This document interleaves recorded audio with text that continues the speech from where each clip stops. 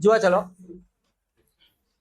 આપણે ગઈકાલે ઉદાહરણ નંબર 8 સુધી પૂરું કર્યું હતું, ત્યાર પછીનું 8મા પછીનું આગળ જોઈએ। હવે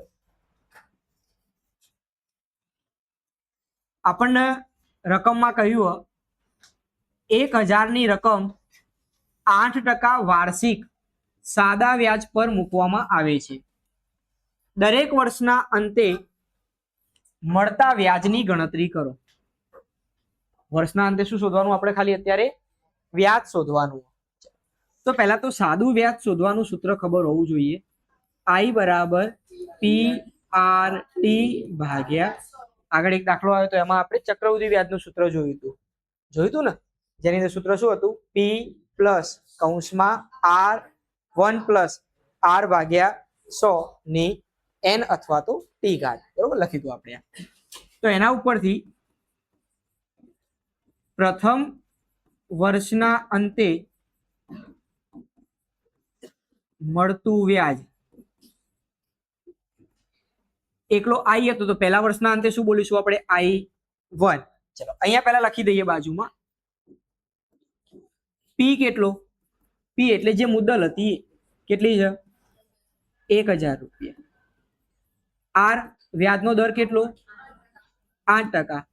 અને દરેક વર્ષના અંતે એટલે આપણે તેની જગ્યાએ શું મૂકી શકશું? 1 પછી 2 પછી 3 એટલે પહેલા બીજા ત્રીજા વર્ષનું વ્યાજ ગણવાનું થશે। આપણે મૂકો કિંમતો। P ની જગ્યાએ 1000, R ની જગ્યાએ પહેલા વર્ષ માટે T ની જગ્યાએ શું લખાશે? ભાગ્યા 100, ઉડી જાય 8 દાન 80, તો I1 કેટલું મળ્યું? 80 રૂપિયા। બીજા વર્ષના અંતે મળતું વ્યાજ, આનું નામ શું આપીશું હવે? I2। બધું એમને એમ રહેશે, ખાલી એકની જગ્યાએ શું આવી જશે? P માં 2 આવશે। ચલો P 1000, વ્યાજનો દર 8, બીજું વર્ષ આવ્યું એટલે 2 ભાગ્યા, ઉડી જશે 8 દુ ગુણ્યા 10, I2 બરાબર 120, 160, 60।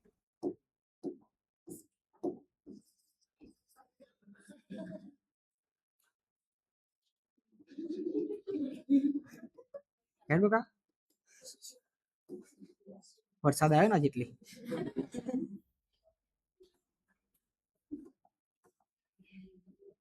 ત્યાર પછી ત્રીજા વર્ષના અંતે મળતું વ્યાજ I3।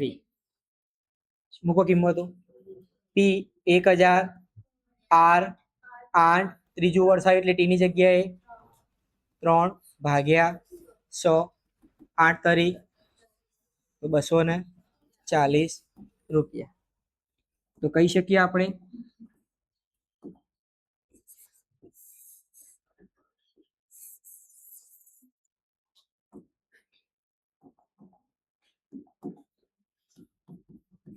મળતા વ્યાજની શ્રેણી।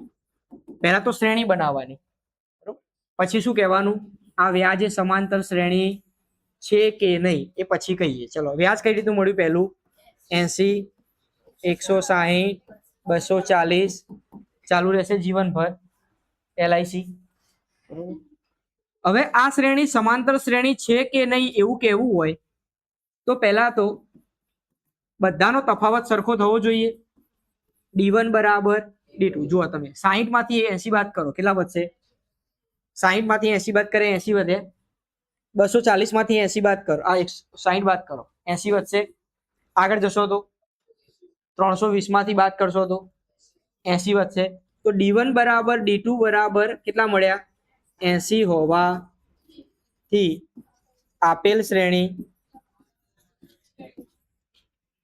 સમાંતર શ્રેણી। અહીંયા સુધી પૂરું। હવે જો હોય તો 30મા વર્ષના અંતે વ્યાજ શોધો। બે રીતે ગણી શકાય। તમે અહીંયા આગળ I3 લખ્યું, એના જગ્યાએ શું લખશો? હવે I30 લખશો। શું લખીશું આપણે? I30 લખીએ તો 1000 ગુણ્યા 8 ગુણ્યા 30, 8 તરી 24. તો ભાઈ સીધી વસ્તુ, ત્રીજા વર્ષ કરતા એનું વ્યાજ 10 ગણું થઈ જાય કે ના થઈ જાય? 2400 રૂપિયા જવાબ આવશે. કેટલો જવાબ આવશે? પણ આપણે આવી રીતે ગણાય નહીં, તો લખવું પડશે એ બરાબર એ કેટલું? 80, ડી 80. કયા વર્ષનું વ્યાજ કીધું? 30માં. એટલે એન બરાબર 30મા વર્ષનું. માટે એ 30 લખાવો. એ 30 કઈ રીતે લખાય એના માટે બાજુમાં પહેલા જોઈ લઈએ સૂત્ર. એ એન બરાબર a plus n minus 1d. N ની જગ્યાએ કિંમત મૂકો, 30 મૂકો, તો એ પ્લસ એન ની જગ્યાએ શું લખાશે? 30 માઇનસ, તો એ 80 વત્તા 29, ડી ની જગ્યાએ 80. હવે તમે ગુણાકાર કરીને સરવાળો કરશો તો પણ ચાલશે, પણ આપણે બીજી રીતે વિચારો તો અહીંયા જુઓ તો આ કેટલી વાર 80 કહેવાય? 29 વાર 80 કહેવાય. વત્તા કેટલી વાર? તો 30 વાર 80 કહેવાય. 8 તરી 24. પાછળ 2 મીંડા લગાવી દઈએ તો લખી શકાય આમ. 30મા વર્ષના અંતે 2400 રૂપિયા વ્યાજ મળે. આવડશે? એના પછી એક કિલોની ક્યારીમાં પ્રથમ હારમાં 23, બીજી હારમાં 21, ત્રીજી હારમાં 19 ગુલાબના છોડ, એમ કરતા કરતા છેલ્લી હારમાં પહોંચો એટલે કેટલા છે? 5. તો પહેલા તો આપણે ગુલાબના હારની શ્રેણી લખી દઈએ. ગુલાબના હારની શ્રેણી. ચલો શ્રેણી શું બનશે? પહેલું પદ 23, 23 પછી બીજી હારમાં 21, પછી એના પછીની હારમાં, એમ કરતા કરતા છેલ્લી હારમાં કેટલા છે? તો આ 5 ના આપણે ધ્યાન આપજો, અત્યારથી જ કહી દઉં, 5 ના આપણે અંતિમ પદ કહી શકીએ.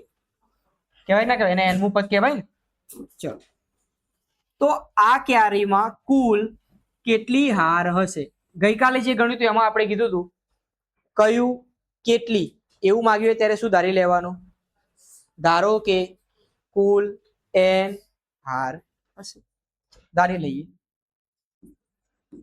ધારો કે કુલ કેટલી હાર હશે? n હાર. હાર છે લખીએ. આપણે વર્તમાનમાં જીવીએ, ભવિષ્યમાં બોલ્યા જવું. આ nમી હારમાં એ nમી હારે લખીએ એના પહેલા ધબકારા વધી ગયા.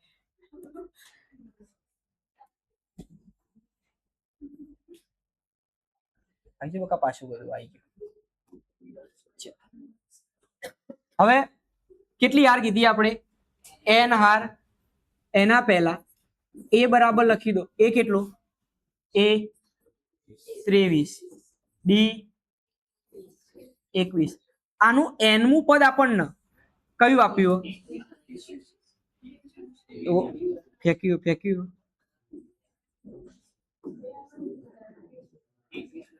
21 માઇનસ 2 થશે. એની nમી હારમાં કુલ હાર કેટલી કીધી આપણે? n.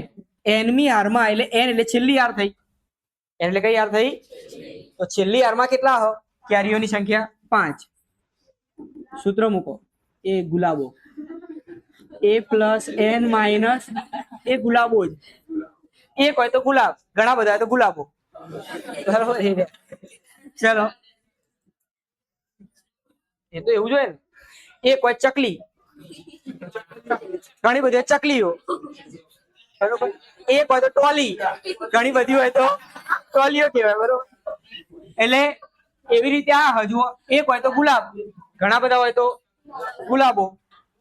એની કિંમત ભાઈ, એની કિંમત 23, n માઇનસ 1, ડી ની જગ્યાએ -2 બરાબર. હવે તો ખાલી ને ખાલી સારું આવડવું જોઈએ. શું આવડવું જોઈએ? સારું આવડે તો બધું થઈ જાય. સારું જ શીખવાનું.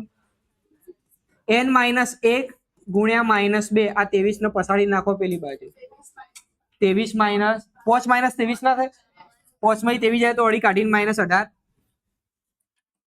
n -1 આ માઇનસ અંગાત લબડતા નીચે આવો તો થાય -18 ભાગ્યા તો n -1 બરાબર એકલા 9 થાય તો n બરાબર આમ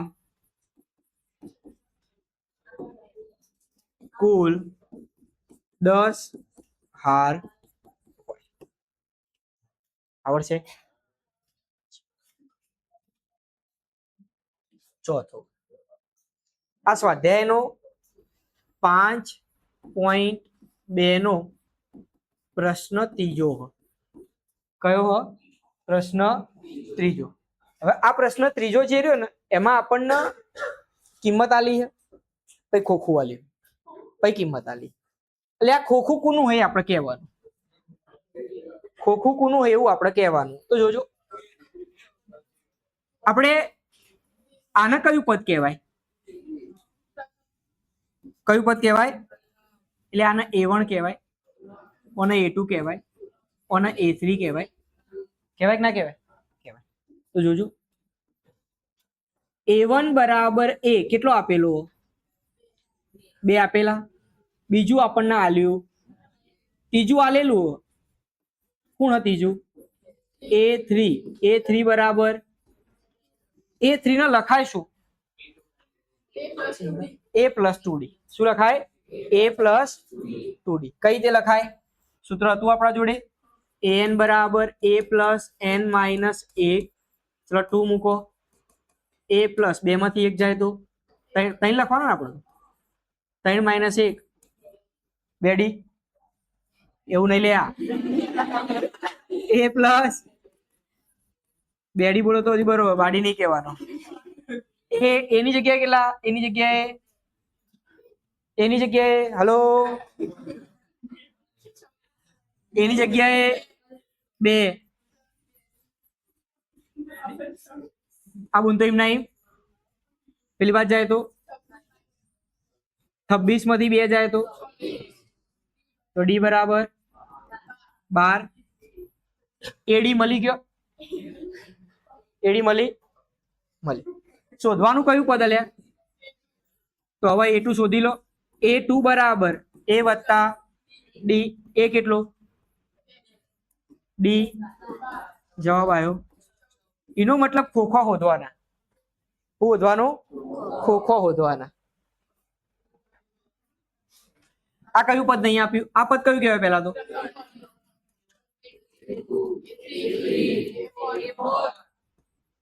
A2 આપેલો A2 નો શું કહેવાય A પ્લસ આને શું કહેવાય આ સમીકરણ એક આ પહેલું સમીકરણ આ પહેલા ને બીજાનો લોપ કર દો જવાબ આવી જાય. ગઈકાલે ગણ્યા હતા દાખલા આપણે ગઈકાલ ગણ્યા હતા એટલે હમણાં ગણું આયરો ગણે ને ચલો A કેટલો આપેલો આ પહેલું બીજું આ રોણી અંદર બેઠો આ ત્રીજું રોણી બહાર કાઢવાના આ કયું પદ ચોથું તો એ આપેલું A4 એટલે શું કહેવાય A પ્લસ તગડી આલ્યું લે A4 નું મૂલ્ય કેટલું આપ્યું 9 પૂર્ણાંક ઉપર ને છે ધાબા વાળું મકાન આવ્યું. હવે A કેટલો તગડી શોધવાની 9 દુ 18 ને 1 ભાગ્યા બરાબર 5 વત્તા પેલી વાત જવા દો 19 ભાગ્યા માઇનસ બરાબર આ બાદ તગડી વધી 5 દુ 19 માઇનસ ભાગ્યા બરાબર તગડી બાદ બાકી કરો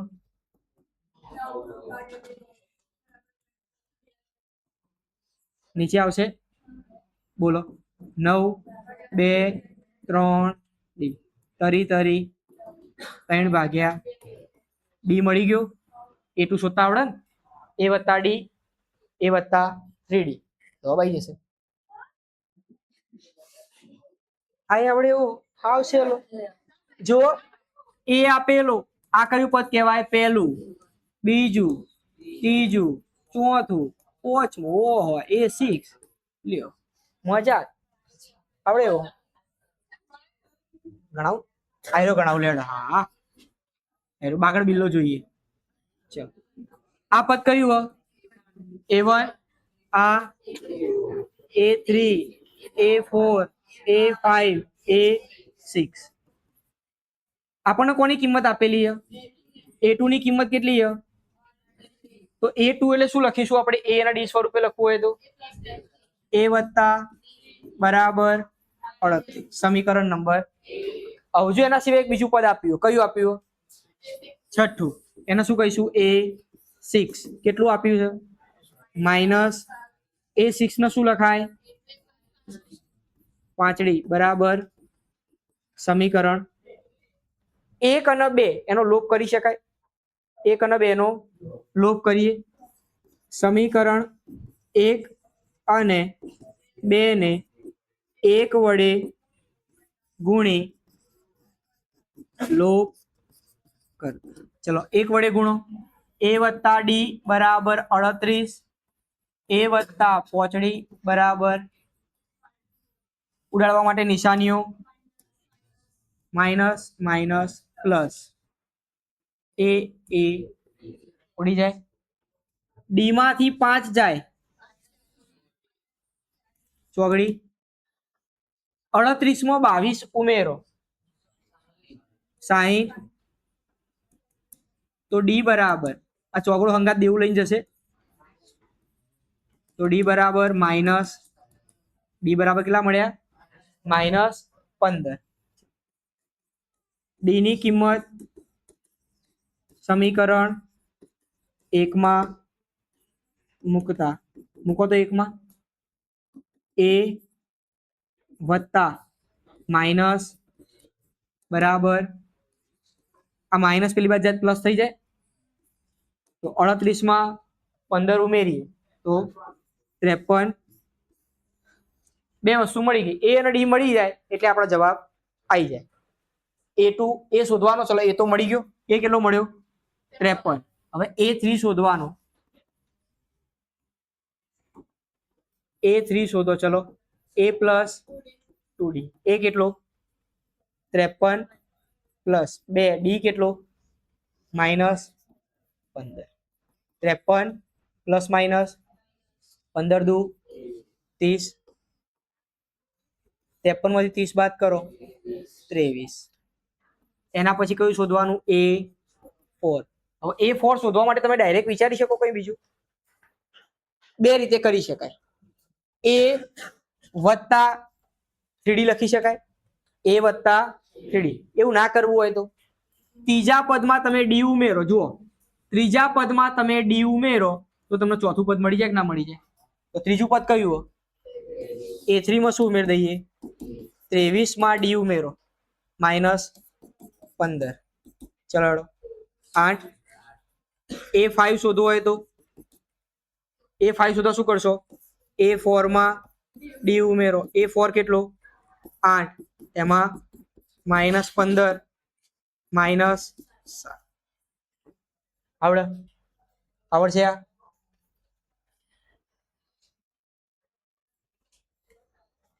જોજો લે.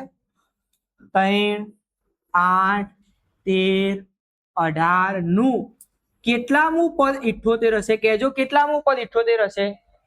n મું પદ 78 હશે. કયું હશે? તો આ ઉદાહરણ 4 માં આપણે નહીં ગણ્યું. ઉદાહરણ 4 માં આપણે નહીં ગણ્યું. રકમ હતી એમાં લખ્યું હતું નું કયું પદ -81 હશે? n મું પદ -81 હશે. તો n ધારી લો. A આપેલો. D બોલો 5. D 5. n મું પછીલું પદ તમને નહીં આપેલું પણ તમને આવડી જશે. વિશ્વાસ આવડત હું બેઠો પછી. હા, આવા આ પ્રશ્ન 4 પાંચમો છે. પાંચમામાં બીજો ગણાવું છું. જુઓ અને પછીનો આ દાખલો. આમાં પદોની સંખ્યા શોધવાની છે. પહેલા તો શોધવાનું શું એ ખબર હોવી જોઈએ. શું શોધવાનું કીધું? પદોની સંખ્યા શું કહેવાય? n. પદોની સંખ્યા શું કહેવાય? n શોધવાનો. ચલો આ દાખલા ઉપરથી પહેલા a નક્કી કરો. a કેટલો? 18. d કેટલો?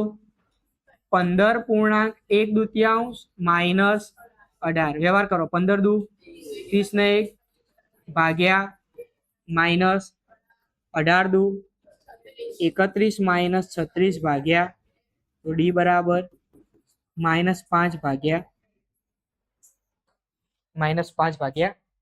2. આનું છેલ્લું પદ કયું આપ્યું? છેલ્લું પદ કયું? -47. એટલે છેલ્લા પદને શું કહીશું આપણે? an. કેટલું આપ્યું? -47. સૂત્ર બોલો તો આનું. a પ્લસ n માઇનસ બરાબર માઇનસ a કેટલો? 18. n માઇનસ 1 નહીં જાણતા. d -5 ભાગ્યા, જો આવું માઇનસ ને બધું એટલે બધા ઘર બનાવવાના, બંગલા બનાવતું રહેવાનું, બરોબર? બંગલા બનાવ્યા વગર દાખલા ગણવાના નહીં. n -5 ભાગ્યા આ -47 હતા, 18 આ બાજ આવો તો માઇનસ થશે, તો -47 ની અંદર 18 ઉમેરીએ તો -65 ના થાય? -65 થાય ને? લખું બાજુમાં, જુઓ. -47 -18 કેટલા થયા? -65. n -1 ના કરતા કરો તો 2 ભોયરામાંથી ઉપર જશે, 2 ઉપર જ્યાં 5 ભોયરામાં આવશે. 13 × 5 = 65 અને 13 દુ માઇનસ પ્લસ થઈ જશે. પેલી બાદ જાય તો n બરાબર 1 ઉમેરાય તો કેટલા થશે? n બરાબર કેટલા થાય? 27. આપણે આટલું તો